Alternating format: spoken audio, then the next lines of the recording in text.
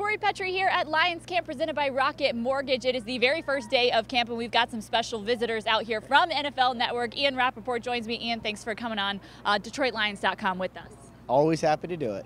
Of course. So this is Matt Patricia's first training camp as head coach. What do you notice that's different about a Matt Patricia camp? Well, it was interesting talking to him this morning. First of all, how happy he is. I mean, this is a guy, and you guys know, you've talked to him. He loves football. I wouldn't say he sleeps it because he never sleeps, but this is really all he wants to do. And, you know, it's been fun to see him kind of in the off season, dealing with the different things. This is what he wants to do. And, you know, you're going to see a fast-paced, a very organized practice. You're going to see one, he talked about it today, heavy on conditioning, heavy on putting yourself in the right position. You're also going to see players move around in different spots that you probably weren't used to. Position flexibility is so insanely important. And it's going to kind of be fun to watch. I mean, this is a guy I've known for a while. I've always been curious what kind of football team he would put on the field. And now we're finally going to get to see it. Finally, we are very excited to be seeing training camp kicking off here. Now, there's one guy who's in a kind of interesting situation, Ziggy Ansah. He's playing on the franchise tag this year after the team didn't reach a long-term deal with him, but he enters training camp on the PUP list. What do you make of his situation? From what I understand, it's not a huge deal that he's on the PUP list right now. Like, it doesn't feel like a long-term thing, doesn't feel like something that will affect him going into the season. Obviously, fingers crossed, because you never quite can tell, but that's what it sounds like to me. And, you know, look, I mean, he's on the franchise tag. He's definitely going to be on this team this year, and he's going to be really important because, you know, there's a reason why, even though they couldn't reach a long-term deal, this guy is on the roster because he has a special talent of getting after the quarterback, and that's hard to find. It's hard to replicate, and look, the best-case scenario for the Lions, the absolute best case, is he goes out, has 15 sacks, and they go, oh, man, we got to pay this guy a lot of money. That's a great problem to have. And, you know, I'm also... One thing that Matt Patricia did in New England was, you know, found interesting ways to put talented players in different positions.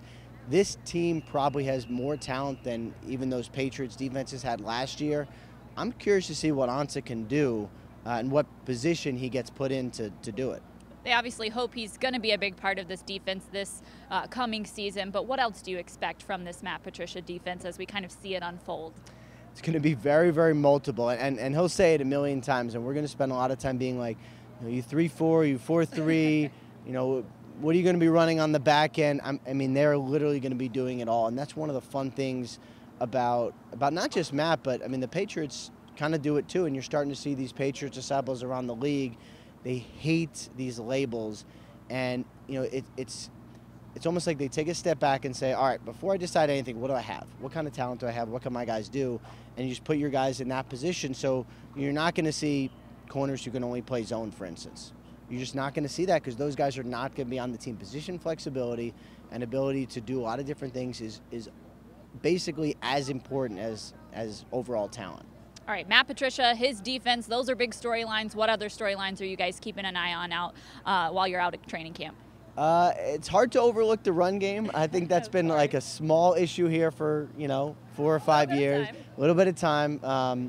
And I would expect it to be better. And, you know, LeGarrette Blount, I think, is going to be really good. And I don't know if you got to know him yet, he's a good dude and he's crazy. And he's the sort of impact of him personality-wise, not just off the field, but on the field is important.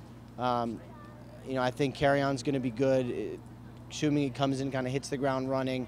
But I think the best thing this team did was take an interior offensive lineman in the first round. I mean, you know, Frank Ragnow is a guy that a lot of other teams wanted to take. I talked to several teams. He was their top target, all behind the lines. They ended up taking him.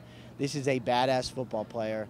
And we can talk about running backs all you want. Those are the big names. But to me, this is the guy who's going to make it go. Well, thank you so much, Ian, for your time. We appreciate it. Enjoy your time at Lions Camp. Thank you. For DetroitLions.com, I'm Tori Petry.